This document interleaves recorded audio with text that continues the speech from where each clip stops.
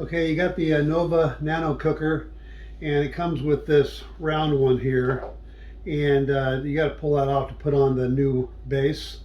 And so it just twists to the left. So if you hold it like this, you twist it to the left, and it comes off. Okay, not real easy. And you'll notice there's one side's big and one side's small. This is the big side, has a little extra on it. This one's smaller. That's the same way this one goes on.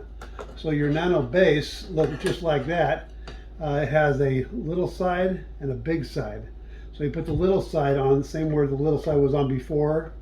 You put it on there, and then you just twist it to the left, and you're in business. So it's as simple as that. You just pull this one off, and again, it has a small side and a big side. Just notice it when you take it off, because it only goes one way. If you try it the other way, it just won't work.